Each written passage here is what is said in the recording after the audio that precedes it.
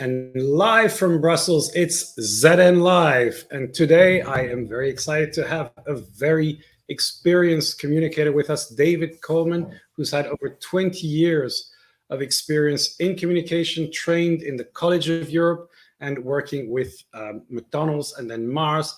Great to have you on the show today, David. And I want to start with one question, which is, how do you feel that public affairs and your profession has been shaped with COVID? How have things changed since things started again? Thank you, Philip. It's great to be here with the audience as well. So, great question. If we consider public affairs as about influencing or rather contributing to public policy, building and maintaining a strong reputation for the interests that you represent, and finding common ground with stakeholders, I don't think COVID has per se changed that. So it hasn't changed the what. I think it has changed in the how. So a couple of things I'd say here. COVID has brought to light the possibility to do meetings online. A meeting with the European Commissioner online would have been unthinkable 5 years ago. Today, it is absolutely possible, and it works well. So we've gained in flexibility and increases the potential of touch points with stakeholders. I think that's really key. I think one of the downsides for the introverts in our world is that it's easy to hide behind a screen. And we all know, and I think it's still true, that the Rolls Royce of engagement is face-to-face. It just is. The nonverbal communication, the empathy that can transpire through a face-to-face meeting is second to none. So for the introverts, I would say it requires, and speaking as an introvert myself, it requires a higher degree of intentionality to make sure you don't forget to go out and meet people when you engage. Yeah, this is very interesting that you mentioned this, and the fact that the kind of conversation has changed.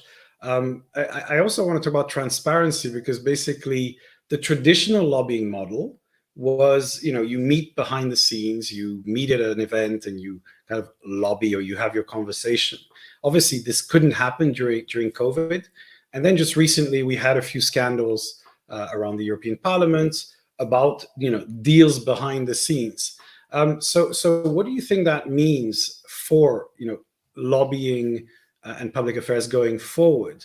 Because yes, face-to-face is important, but I also think that this face-to-face behind the scenes kind of one-on-one conversations is also what creates this perception that things are not transparent. So do you think that this has increased transparency, or just moved it in a different channel? So your question is, has the online world and the online meetings increased transparency as opposed to sidebar conversations live, face-to-face, etc.? Yeah. No, I don't necessarily think so. What I do believe is that transparency is hyper important for public affairs. There's nothing you should write down, nothing you should actually say to a stakeholder that you wouldn't really feel comfortable about it being on the front page of The Guardian, as a general rule of thumb, right? You shouldn't put anything in writing that you don't feel comfortable defending publicly. I think the EU has the European Transparency Initiative and the registry. I think that's good. I think it can also be reinforced. There's a dimension of follow the money, this sort of truism of follow the money. So who's funding? Who's funding what? Be open and be transparent about that. And I think we need to respect that, and we need to do it more. Transparency is key, not just in public affairs.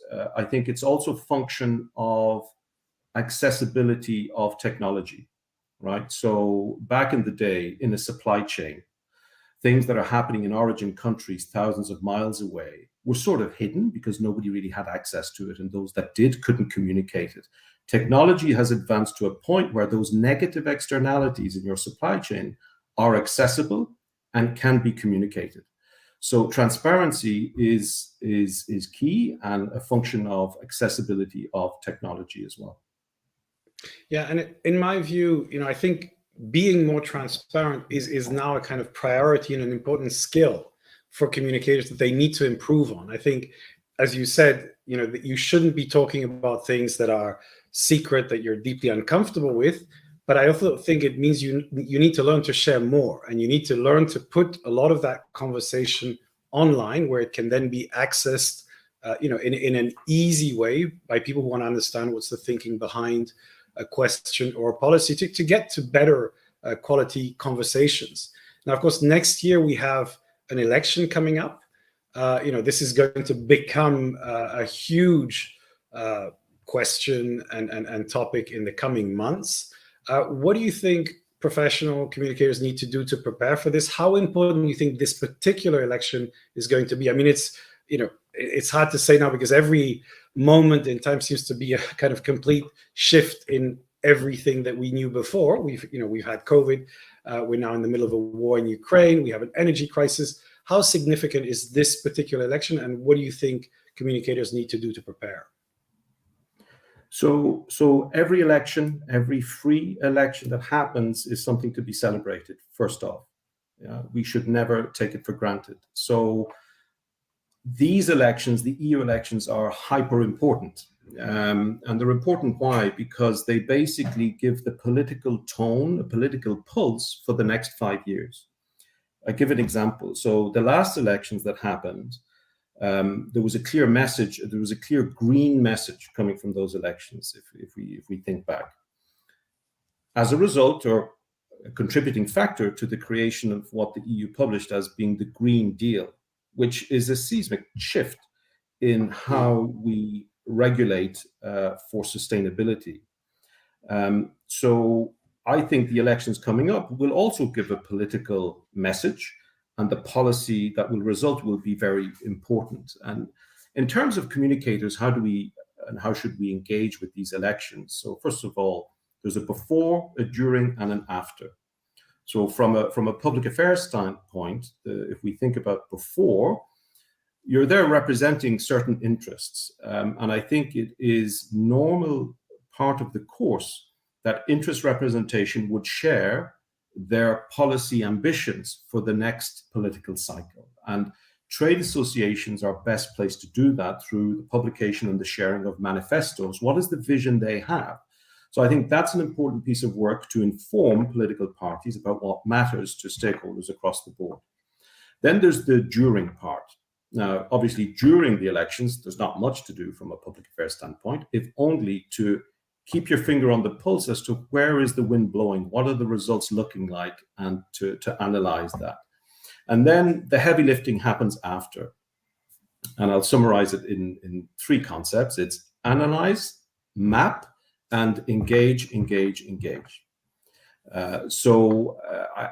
think the elections are very important. These particular elections, so if we learned anything from 2016, is that we shouldn't do predictions anymore. It's more about scenario planning, right? If I think Brexit and Trump, right? Don't predict, but scenario plan. And I think one scenario, one of the more likely scenarios, is that we end up with a slightly more fragmented European Parliament, where the extremes on the right and the left gain momentum, possibly the Green contingency gains as well, and the Christian Democrat and Social Democrat parties are slightly more squeezed.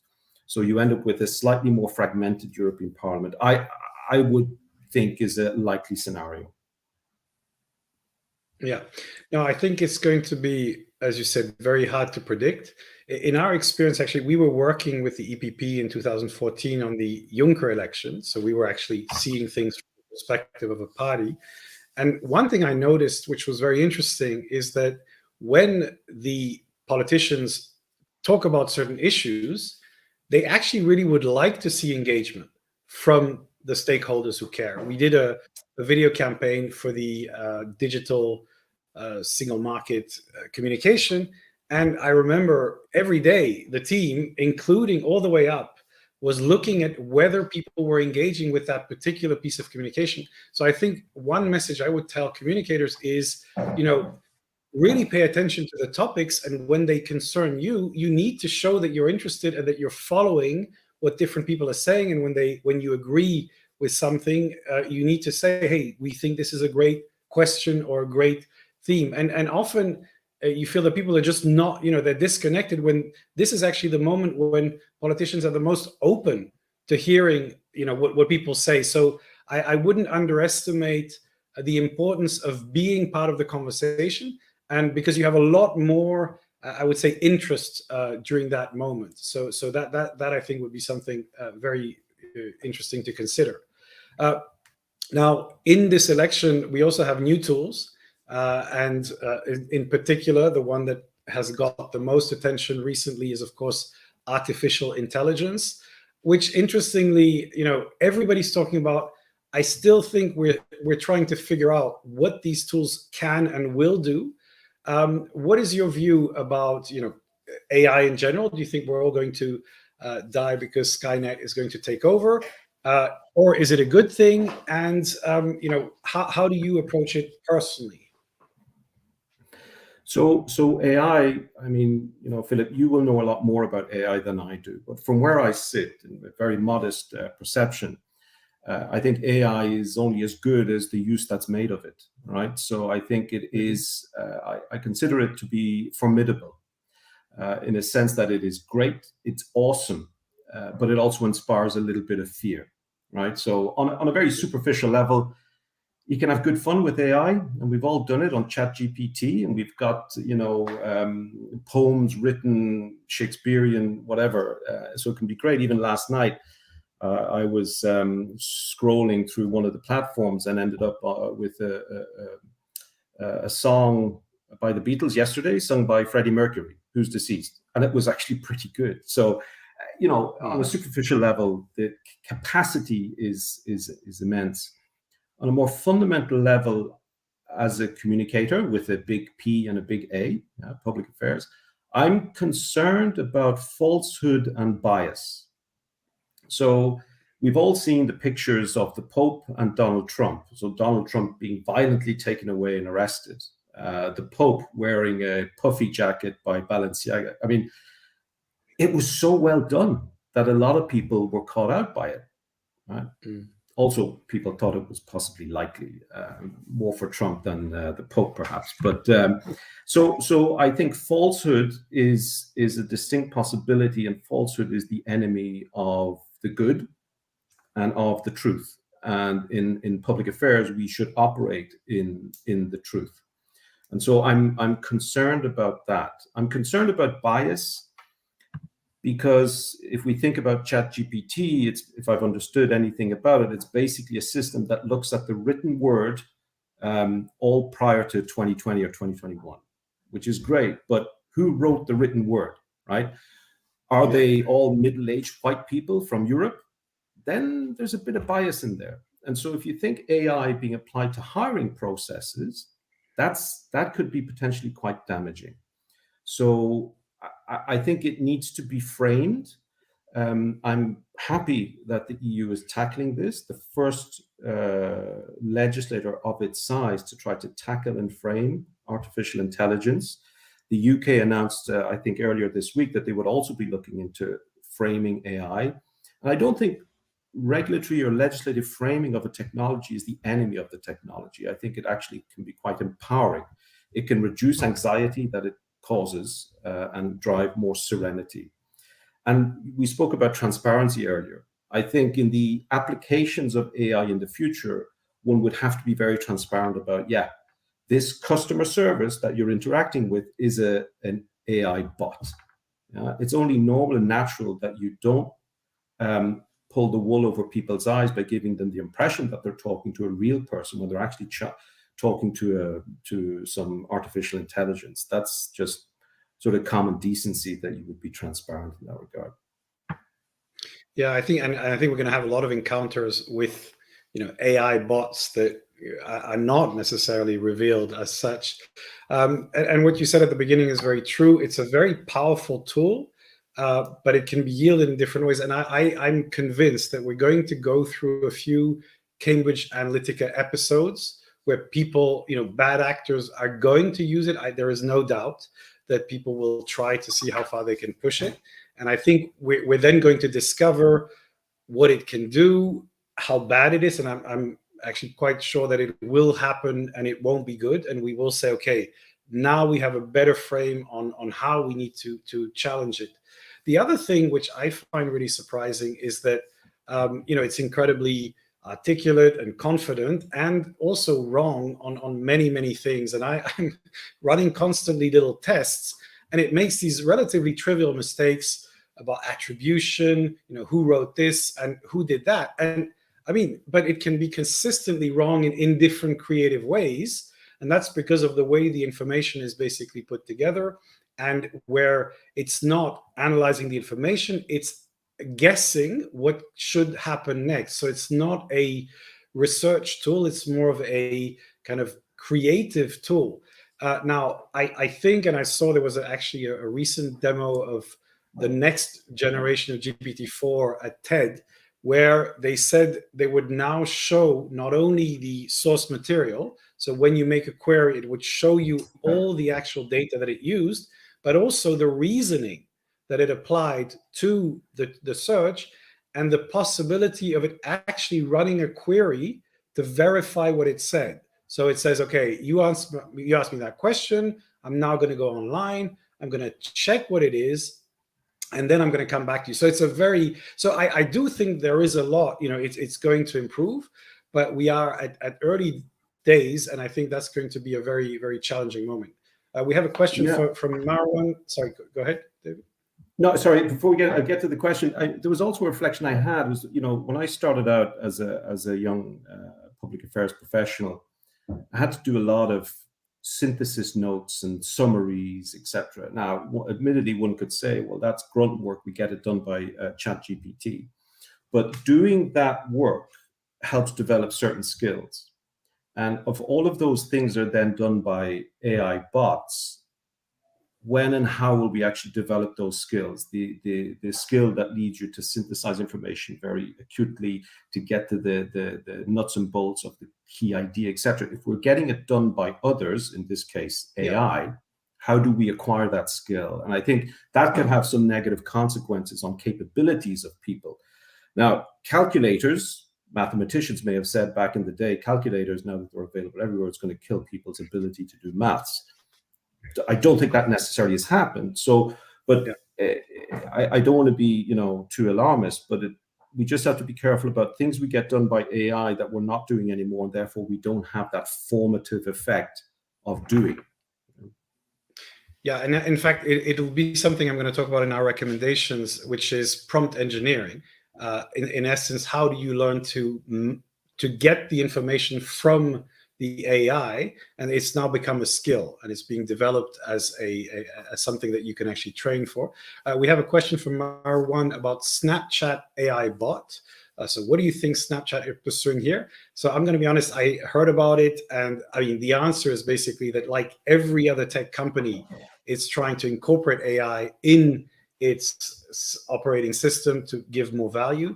And I haven't tried it in particular. I know from some people that it's interesting. Have you got any thoughts on the Snapchat AI bot? I'm afraid, and here I'm showing my age, I don't even have a Snapchat account. So I honestly, Marwan, sorry, I don't know enough about it to talk about it. Yeah, I think what we're seeing now, and this is not just with Snapchat, because we're seeing Facebook and Microsoft, of course, it's bringing those capabilities to every different software program that we have, which essentially means you can talk to this platform and it can start to reason without you having to know programming, code, or offering you a lot more than before. And again, I do believe we're at early days. So before we go to the recommendations, I want to ask you, what would be then your advice to young communicators, people who are starting their career today? What are the skills you think they need to develop, and how can they be ready for this, non-stop changing world? So it's a great question, and I'm afraid my answer would probably find applicability to more than just communicators. I mean, I think for any young professional coming to the market, and also true for communicators, is never settle. So it's very clear to me, once you get out of university, you're in your 2, 3, 4, 5 year professional career, You really need to be very intentional in continuing to develop, keep learning. You cannot settle on what you have acquired at university or in your initial years. You need to continue to learn, and this helps address that continuous change that you referenced, Philip. There are certain companies, because I've worked in corporates, and some companies are better than others, but you have every year you have a development plan, which is great. So there are companies who actually want to force you a little bit to have a plan for your own development. I also know a lot of operations, be they organizations, trade associations, who don't have this culture of continuous learning.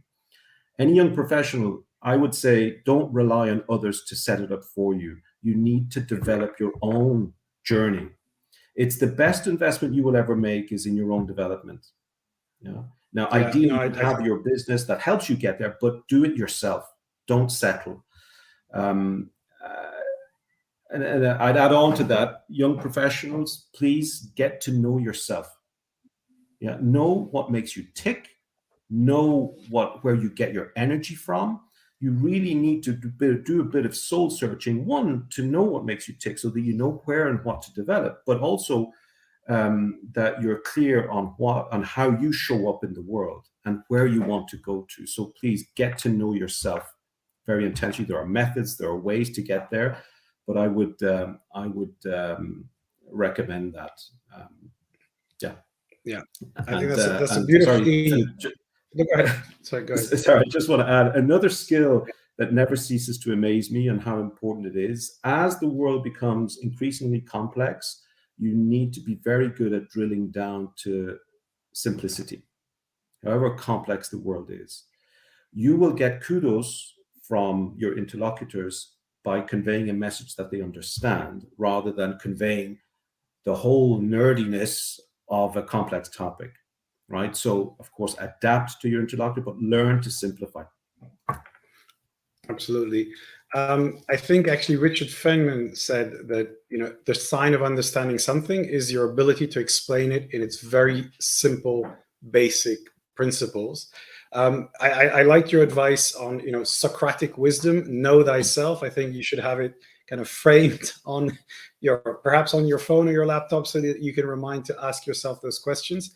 And your point about learning to learn is something that we discuss very often at ZN, something I developed in the hyperthinking model, which is we need to become self-learners. And that means every single day, I think you need to spend 15, 20 minutes, 30 minutes on something that challenges you. Because, as we grow older and wiser, our mindset tends to be a little bit more crystallized. So it's more difficult to get to those new ideas. But if you keep challenging yourself, I think not only do you learn, but it also makes life more interesting. I think that if you get frozen in your preconceptions, I think it limits what you can see. But I think it's also terrible for the world that we're moving into, because things just do not move, do not stand still. So very good advice. Now we have time for a few recommendations.